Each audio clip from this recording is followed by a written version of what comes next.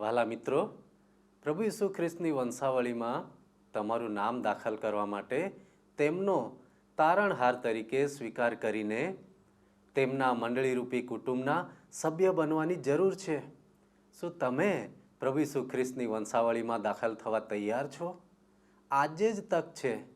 આજે જ નક્કી કરો. અત્યારે જ નિર્ણય લો. અત્યારે જ વિચાર કરો.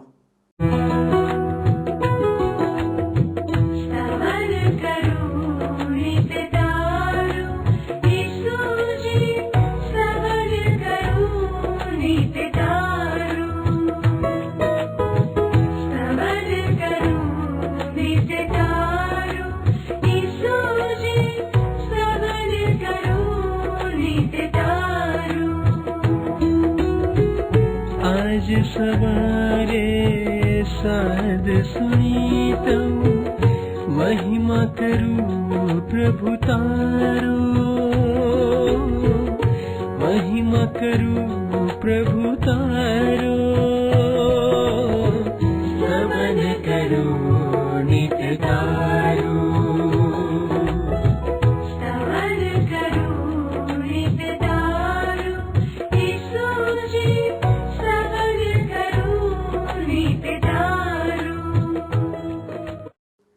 પ્રિય દર્શક મિત્રો, સ્તવન કાર્યક્રમમાં આપનું હાર્દિક સ્વાગત કરું છું.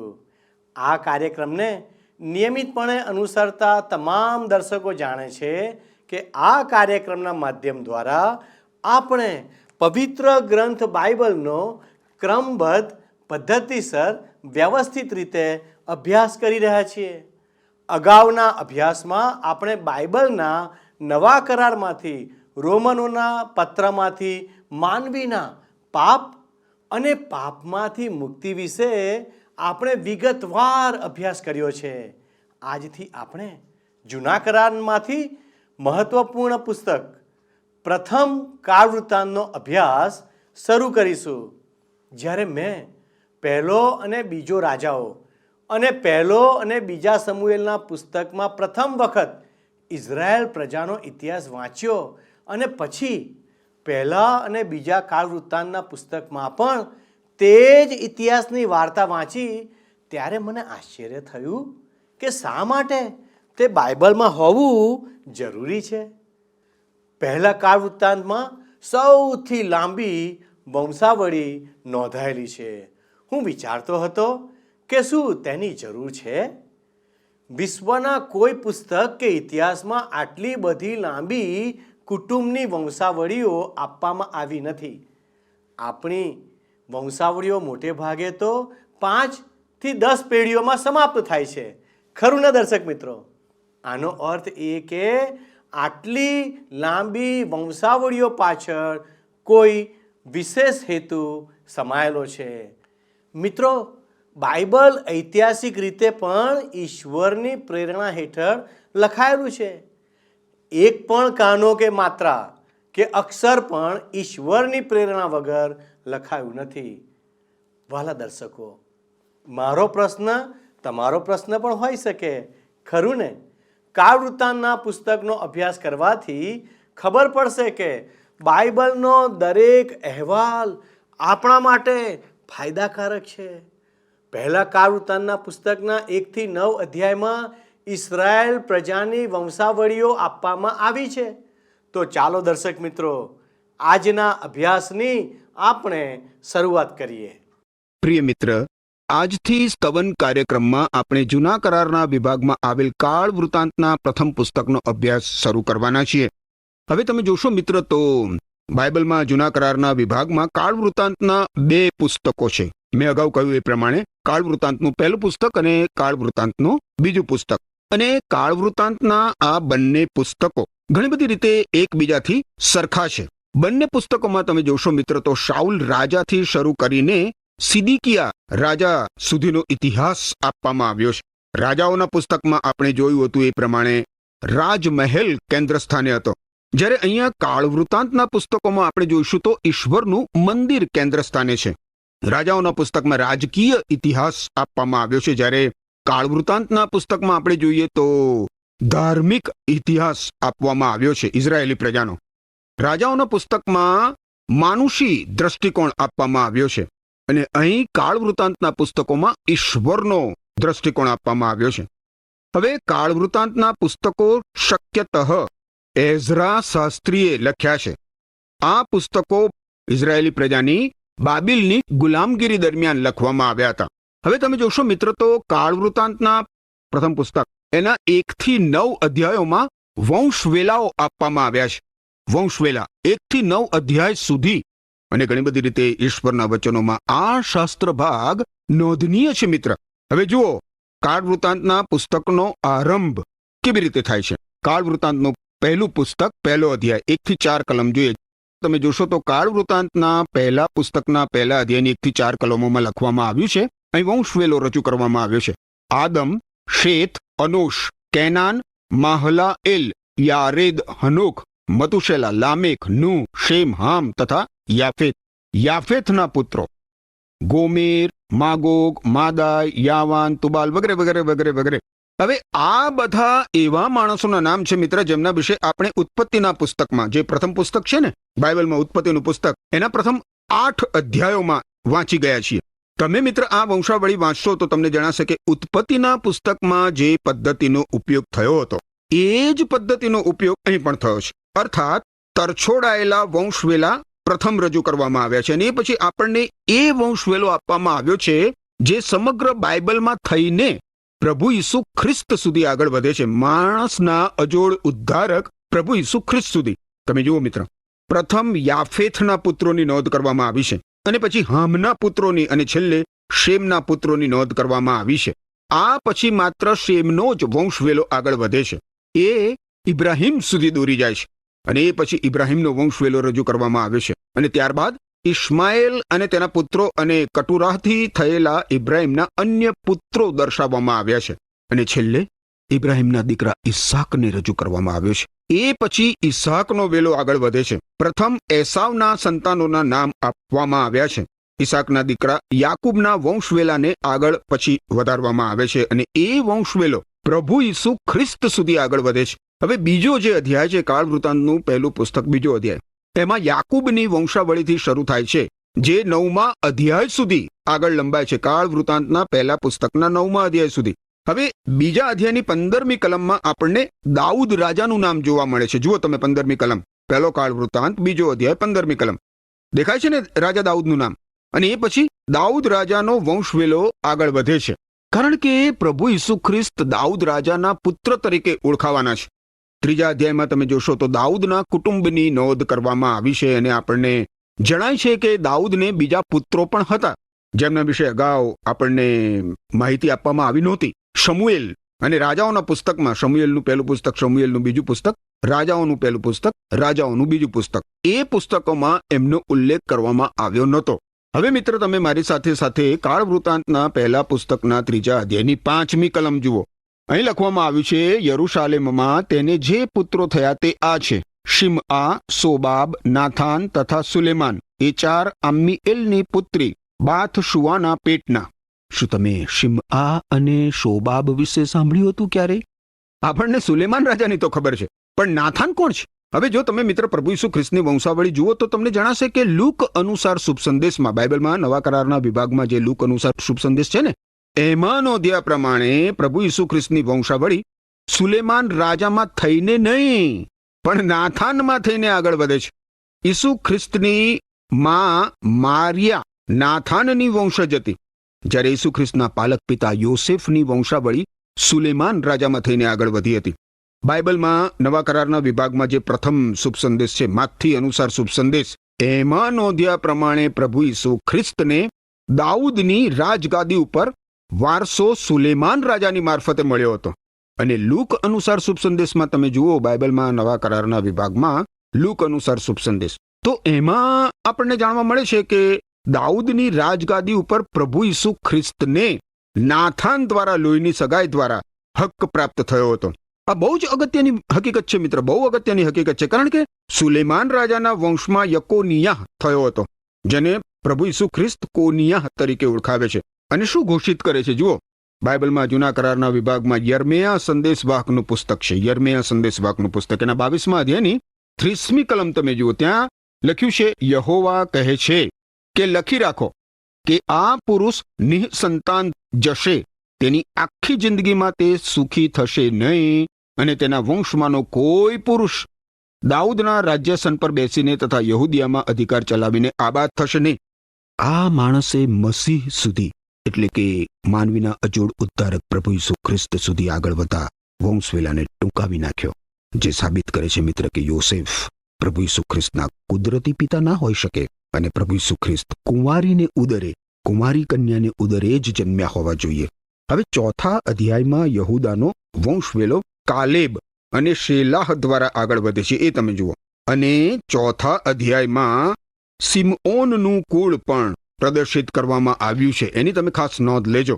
એ પછી તમે જુઓ મિત્ર, તો 5મા અધ્યાયમાં આપણે જોઈએ તો રૂબેનનો કુળ રજૂ કરવામાં આવ્યું છે, રૂબેનનું કુળ.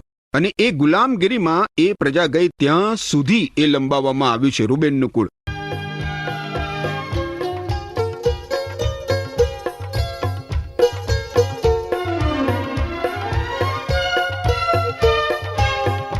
મારા તારના તારો પ્રેમ છે પૂરો છે અમલ, ને પ્રેમ પાથ અનંત ચળ દેખાડ્યો મારા પર. એ મારા તારના તારો પ્રેમ છે પૂરો છે અમલ, પ્રેમ પાથ અનંત ચળ દેખાડ્યો મારા પર. હું મારું મન ને મારું ધાન જે હોય મારી કને, ને મારો જીવને મનનો ભાવ સૌ સોંપું છું તને.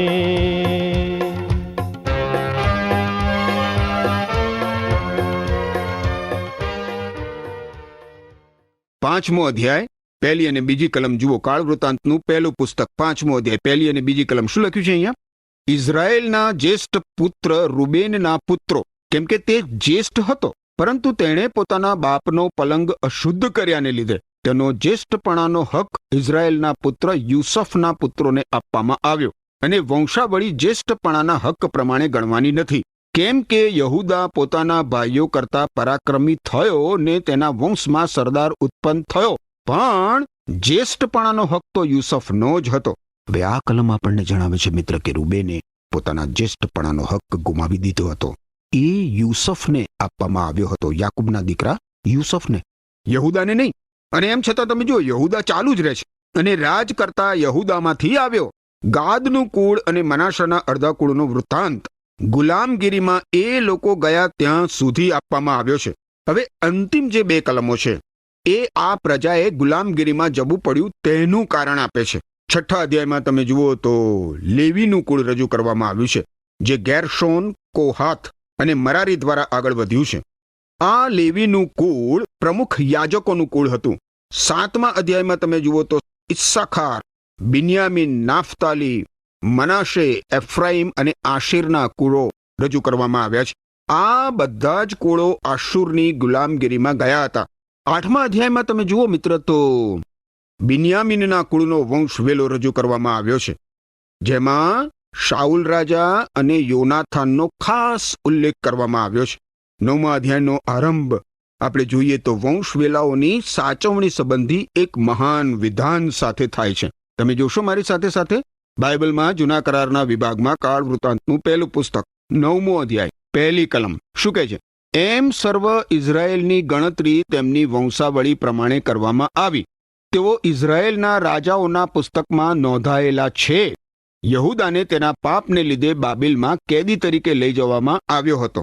હવે ઈશ્વરના મંદિરમાં ઇઝરાયેલના બધા જ કુળોના વંશવેલાઓની નોંધ રાખવામાં આવી હતી. લોકોને ગુલામગીરીમાં ઢસડી જવામાં આવ્યા હતા ત્યાં સુધી મિત્ર, ત્યાં સુધી દફતરમાં આ વંશવેલાઓની નોંધ રાખવામાં આવી હતી. ગમે તે રીતે તમે જુઓ તો વંશવેલાઓને જાળવવામાં આવ્યા હતા અને એમને ફરી પાછા યરૂશાલેમમાં લાવવામાં આવ્યા હતા. યરૂશાલેમમાં જૂજ બચેલા લોકો, જે શેષ ભાગ તરીકે ઓળખાય છે, એ પાછા ફર્યા ત્યારે એમણે ફરીથી ઈશ્વરનું મંદિર બાંધ્યું અને ઇઝરાયેલના વંશવેલાની નોંધ ત્યાં સાચવીને રાખી. પ્રભુ ઈસુ ખ્રિસ્તના જન્મ વખતે આ વંશવેલાઓ સહી સલામત રીતે જાળવી રખાયા હતા મિત્ર. ઈસુ ખ્રિસ્ત સુધી દોરી જતો વંશવેલો સચોટ હતો અને જેને કોઈને જોવો હોય એ જોઈ શકે. હવે ઈસવીસન 70ની સાલમાં જ્યારે રોમન સમ્રાટ ટીટસે ઈશ્વરના મંદિરનો નાશ કર્યો ત્યારે જાળવી રાખવામાં આવેલ વંશવેલાના દપ્તરોનો પણ એની સાથે નાશ થઈ ગયો. પ્રભુ ઈસુ ખ્રિસ્ત સુધી દોરી જનાર વંશવેલો પ્રથમ માનવ આદમથી શરૂ કરીને મિત્ર, પ્રથમ માનવ આદમથી શરૂ કરીને એટલા માટે આપવામાં આવ્યો હતો કે આપણે જાણીએ, આપણને ખાતરી થાય કે પ્રભુ ઈસુ ખ્રિસ્ત પ્રથમ માનવ આદમના વંશવેલામાં આવ્યા અને પોતે છેલ્લો આદમ બન્યા. હવે કોઈ ત્રીજો આદમ આવવાનો નથી મિત્ર. અહીં પૃથ્વી પર પ્રભુ ઈસુ ખ્રિસ્ત અંતિમ માનવ કુટુંબના શિરપતિ છે. સમગ્ર માનવજાતમાં માત્ર 2 જ કુટુંબો છે મિત્ર. એક તો છે આદમનું કુટુંબ અને બીજું છે ઈશ્વરનું કુટુંબ. આદમનું કુટુંબ ઈશ્વરથી દૂર ખોવાઈ ગયેલું કુટુંબ છે. તમે અને હું મિત્ર આ કુટુંબમાં જન્મ્યા છીએ. ઈશ્વર રહિત આપણો જન્મ પાપી માણસ તરીકે થયો છે અને ઈશ્વરમાં આપણા માટે કોઈ જ ક્ષમતા જ નથી. ઈશ્વરથી દૂર ભટકી ગયેલી માનવજાતનું ચિત્ર દુનિયા ઉપર દ્રષ્ટિ કરવાથી તરત જ તમે જોઈ શકશો. સમગ્ર માનવ કુટુંબ પ્રથમ માનવ આદમનું કુટુંબ છે અને આદમમાં બધા જ લોકો મૃત્યુ પામ્યા છે. અને એમ છતાં મિત્ર, મનુષ્ય માટે છેલ્લા આદમ પ્રભુ ઈસુ ખ્રિસ્તમાં આશા છે. શાની આશા? પોતાના દુષ્કર્મોના બંધનોમાંથી મુક્ત થવાની, પોતાના પાપોની શિક્ષામાંથી ઉદ્ધાર પ્રાપ્ત કરવાની. કારણ કે બાઇબલમાં રોમન લોકોને લખેલા પત્રના 3 અધ્યાયની 25મી કલમમાં કહેવામાં આવ્યું છે કે ઈશ્વરે ઈસુ ખ્રિસ્તને બલિદાન થવા અર્પ્યા. ઈસુ ખ્રિસ્તના ક્રૂસ ઉપરના મરણ દ્વારા ઈશ્વરનો મનુષ્યના પાપની વિરુદ્ધનો કોપ દૂર થાય છે અને એમ ઈસુ ખ્રિસ્ત પર વિશ્વાસ કરનાર માણસોના પાપ ઈશ્વર માફ કરે છે. આમાં માણસને પોતાની સાથે સીધા સંબંધમાં લાવવાનો ઈશ્વરનો હેતુ પ્રગટ થાય છે. અને એ સાથે તમે જુઓ બાઇબલમાં નવા કરારના વિભાગમાં તો પ્રેષિતોના કાર્ય નામનું જે પુસ્તક છે એના 4 અધ્યાયની 12મી કલમમાં કહેવામાં આવ્યું છે કે ઉદ્ધાર માત્ર પ્રભુ ઈસુ ખ્રિસ્તની મારફતે જ મળે છે. મનુષ્યને એના દુષ્કર્મોના બંધનોમાંથી, એના પાપોની શિક્ષામાંથી ઉદ્ધાર માત્ર પ્રભુ ઈસુ ખ્રિસ્તની મારફતે જ મળે છે. કારણ કે આપણો ઉદ્ધાર થાય આપણા દુષ્કર્મોના બંધનોમાંથી, આપણા પાપોની શિક્ષામાંથી, એવા બીજા કોઈનું નામ ઈશ્વરે આખી પૃથ્વીમાં આપ્યું નથી. અને એટલે મિત્ર પ્રભુ ઈસુ ખ્રિસ્ત બીજા કુટુંબના, ઈશ્વરના કુટુંબના શિરપતિ છે. ઈશ્વરના કુટુંબનો વંશવેલો જે પવિત્ર આત્માથી જન્મ પામ્યો એનાથી શરૂ થાય છે. જો મિત્ર તમે એમ કહી શકો કે હું પ્રભુ ઈસુ ખ્રિસ્તને શરણે આવ્યો છું, મેં પ્રભુ ઈસુ ખ્રિસ્ત પર વિશ્વાસ કર્યો છે, પ્રભુ ઈસુ ખ્રિસ્ત મારા મુક્તિદાતા છે અને ઈશ્વરનો પવિત્ર આત્મા ઈસુ ખ્રિસ્તને મારા માટે વાસ્તવિક બનાવે છે, તો મિત્ર તમે છેલ્લા આદમ પ્રભુ ઈસુ ખ્રિસ્તના કુટુંબના સભ્ય બન્યા છો. આ કુટુંબમાં જીવન છે મિત્ર. કારણ કે પ્રભુ ઈસુ ખ્રિસ્તે શું કહ્યું છે સાંભળો. યોહાન અનુસાર શુભ સંદેશ બાઇબલમાં નવા કરારના વિભાગમાં 10મો અધ્યાય 10મી કલમ કે છે, ચોર તો ફક્ત ચોરી કરવા, હત્યા અને નાશ કરવા આવે છે, પણ હું એટલા માટે આવ્યો છું. પ્રભુ ઈસુ ખ્રિસ્ત આ પ્રમાણે કહે છે મિત્ર કે હું એટલા માટે આવ્યો છું કે તમને જીવન મળે, હા ભરપૂર જીવન મળે. અને એટલે જ મિત્ર હું ફરીથી તમને એ ખાતરી કરાવવા માંગુ છું કે પ્રભુ ઈસુ ખ્રિસ્તના કુટુંબના સભ્ય તરીકે તમે જીવન પ્રાપ્ત કર્યું છે, અનંત જીવન, ભરપૂર જીવન પ્રાપ્ત કર્યું છે. પ્રભુ ઈસુ ખ્રિસ્તે એવું પણ કહ્યું છે કે હું જીવન છું, માર્ગ, સત્ય અને જીવન હું છું. યોહાન અનુસાર શુભ સંદેશ 14મો અધ્યાય અને 6ઠ્ઠી કલમ તમે જુઓ તો ત્યાં બહુ સ્પષ્ટ શબ્દોમાં પ્રભુ ઈસુ ખ્રિસ્ત કહે છે કે માર્ગ, સત્ય અને જીવન હું છું. મારા સિવાય ઈશ્વર પિતા પાસે જવાનો બીજો કોઈ માર્ગ નથી. એટલે તમે જુઓ મિત્ર, પ્રભુ ઈસુ ખ્રિસ્ત માનવ જીવનને માત્ર અસ્તિત્વ ટકાવી રાખવાથી કશુંક વધારે બનાવે છે. હવે 9મા અધ્યાયનો બાકીનો હિસ્સો તમે જોશો તો કાળવૃતાંતનું પહેલું પુસ્તક 9મો અધ્યાય, એનો બાકીનો હિસ્સો તમે જોશો તો લેવીયાના કુળ ઉપર ભાર મૂકવામાં આવ્યો છે. બીજી કલમ તમે જુઓ, કાળવૃતાંતનું પહેલું પુસ્તક 9મો અધ્યાય, બીજી કલમ શું કહે છે?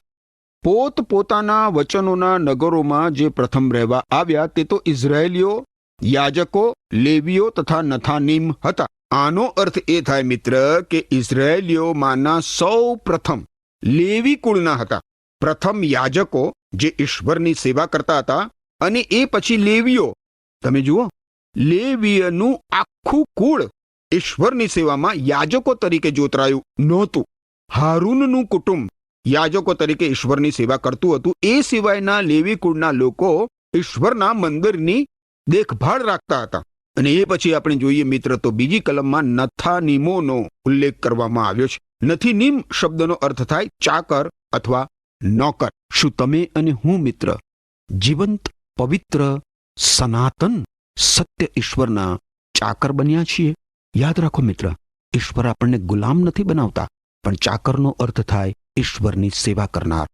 સત્ય સનાતન એકમાત્ર જે સાચા, જીવંત અને પવિત્ર ઈશ્વર છે, એમની આરાધના ભક્તિ કરનાર, એને ચાકર કહેવાય. અને સત્ય સનાતન એકમાત્ર જે સાચા ઈશ્વર છે, જીવંત અને પવિત્ર, સમગ્ર સૃષ્ટિના સર્જનહાર ઈશ્વર, એ ઈશ્વર પાસે જવાનો તો એક જ માર્ગ છે મિત્ર, અને એ છે પ્રભુ ઈસુ ખ્રિસ્ત. કારણ કે પ્રભુ ઈસુ ખ્રિસ્તે કહ્યું છે કે માર્ગ, સત્ય અને જીવન હું છું. મારા સિવાય કહેશે કે મારા સિવાય ઈશ્વર પિતા પાસે જવાનો બીજો કોઈ માર્ગ નથી. બાઇબલમાં નવા કરારના વિભાગમાં યોહાન અનુસાર શુભ સંદેશ 14મો અધ્યાય અને 6ઠ્ઠી કલમ. અને અગાઉ મિત્રો મેં તમને જણાવ્યું એ પ્રમાણે નવા કરારના વિભાગમાં તમે જુઓ તો રોમન લોકોને લખેલા પત્રના 3 અધ્યાયની 25મી કલમમાં બહુ જ સ્પષ્ટ શબ્દોમાં કહેવામાં આવ્યું છે કે ઈશ્વરે ઈસુ ખ્રિસ્તને બલિદાન થવા અર્પ્યા. ઈસુ ખ્રિસ્તના મરણ દ્વારા ઈશ્વરનો મનુષ્યના પાપની વિરુદ્ધનો કોપ દૂર થાય છે. અને એમ ઈસુ ખ્રિસ્ત પર વિશ્વાસ કરનાર માણસોના પાપ ઈશ્વર માફ કરે છે. આમાં માણસને પોતાની સાથે સીધા સંબંધમાં લાવવાનો ઈશ્વરનો હેતુ પ્રગટ થાય છે. શું તમે મિત્ર આદમથી, પ્રથમ માનવ આદમથી શરૂ કરીને માનવીના અજોડ ઉદ્ધારક પ્રભુ ઈસુ ખ્રિસ્ત સુધી જે વંશવેલો સચોટ રીતે આપવામાં આવ્યો છે બાઇબલમાં, તમે એ જોઈ શકો છો.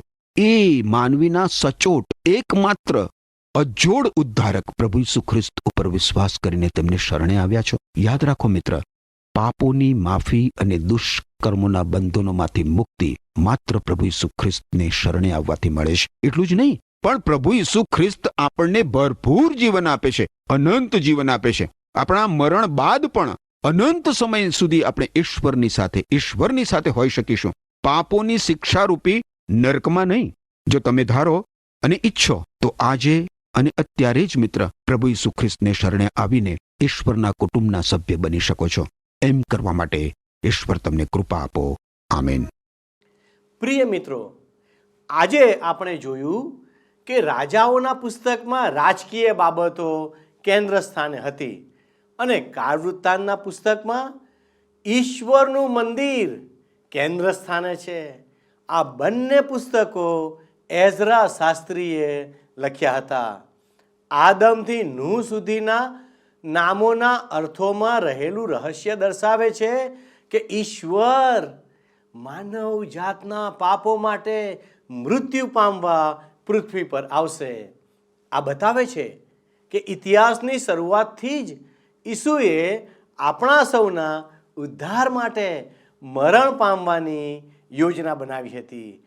અહીં આદમથી નૂહ, સેમ, ઇબ્રાહિમ, ઈસાક, યાકૂબ, યહૂદા, દાઉદ, પ્રભુ ઈસુ ખ્રિસ્તની વંશાવળી સુધી જણાવવામાં આવી છે.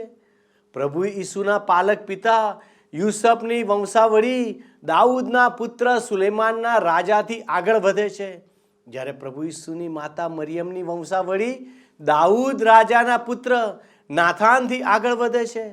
માથીની લખેલી સુવાર્તા અનુસાર પ્રભુ ઈસુને દાઉદની રાજગાદી ઉપર વારસો સુલેમાન રાજાની મારફતે મળ્યો હતો.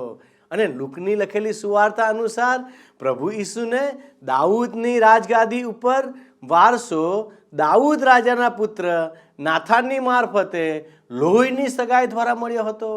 વાલા દર્શકો, અહીં આપણને 2 આદમ જોવા મળે છે. એક પ્રથમ આદમ અને છેલ્લો આદમ તરીકે પ્રભુ ઈસુ ખ્રિસ્ત. અને સમગ્ર માનવજાતમાં માત્ર 2 જ કુટુંબો છે, આદમનું કુટુંબ અને ઈશ્વરનું કુટુંબ. કેટલું સરસ! જેમાં આદમનું કુટુંબ ઈશ્વરથી દૂર ખોવાઈ ગયેલું કુટુંબ છે. અને પવિત્ર ગ્રંથ બાઇબલ કહે છે આદમમાં બધા મૃત્યુ પામે છે. આદમમાં આ ખૂબ જ નિરાશાજનક સંભાવના છે, પરંતુ આપણને ખ્રિસ્તમાં અદ્ભુત આશા છે. છેલ્લા આદમ પ્રભુ ઈસુ જે ઈશ્વરના કુટુંબના વડા છે અને તેમને બીજો માણસ કહેવામાં આવે છે, કારણ કે ઈશ્વર નવા કુટુંબમાં બીજા ઘણા બધા નવા જન્મ દ્વારા તેનો સભ્ય બને છે. કાળ વૃત્તાંતના લેખકે કાળજીપૂર્વક સંશોધન કર્યું હતું અને ઇઝરાયલના 12 કુળોની વંશાવળીનો સમાવેશ કર્યો હતો, જેથી બાબિલના બંદીવાસમાંથી છુટકારો પામનારને ખબર પડે કે ક્યાં જવું અને તેની ભૂમિ ક્યાં શોધવી. દાઉદના વંશજોને ઘણી બધી વખત સૂચિબદ્ધ કરવામાં આવ્યા છે, તેની ખાતરી કરવા માટે કે દરેક જણ જાણે છે કે કોણ ફરીથી રાજા અથવા યાજક બનવા માટે લાયક છે. જેમ જેમ યહૂદી લોકો તેમની ભૂમિને પુનઃસ્થાપિત કરવા અને તેમના જીવનને ફરીથી શરૂ કરવાનો પ્રયાસ કરી રહ્યા હતા, તેઓને તેમની ઓળખ જાણવાની જરૂર હતી. તેઓ કોણ હતા? શા માટે તેઓ એક લોકો હતા? તેમનો હેતુ શું હતો? તેઓએ તેના ઉત્તરો કાળ વૃત્તાંતના પુસ્તકમાંથી શોધી કાઢ્યા, કારણ કે તેઓએ તેમનો સમૃદ્ધ વારસો અને લોકો તરીકે તેમની ઈશ્વર નિયુક્ત શરૂઆત સાથે તેમના અતૂટ સંબંધની શોધ કરી.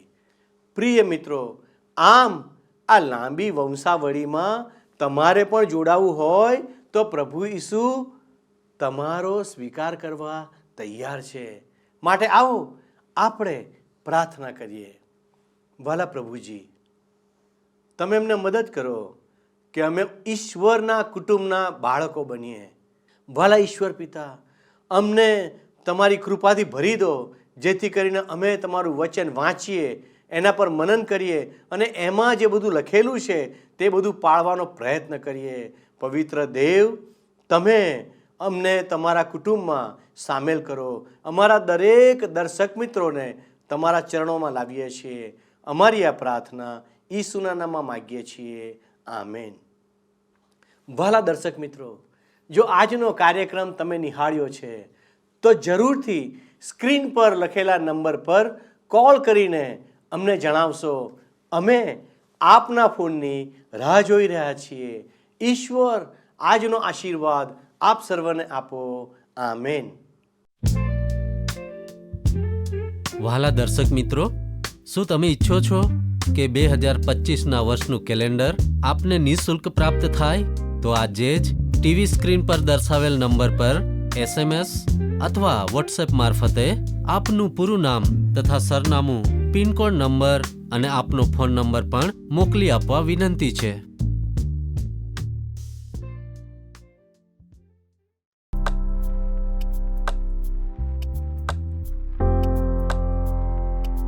મિત્ર, ગત પ્રશ્નનો જવાબ છે ફેબી.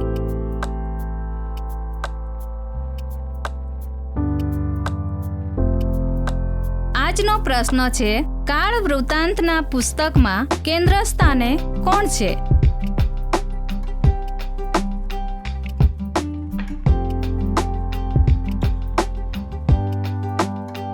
જવાબ આપેલ સ્ક્રીન પર દર્શાવેલ વોટ્સએપ નંબર પર આપવાનો રહેશે. કાર્યક્રમ દરમિયાન પૂછેલા પ્રશ્નનો સાચો જવાબ આપનાર વિજેતાઓના નામ દર મહિનાના પ્રથમ સોમવારે જાહેર કરવામાં આવશે. શું તમને આ કાર્યક્રમ ગમ્યો? અત્યારે જ અમને મિસ કોલ કરો.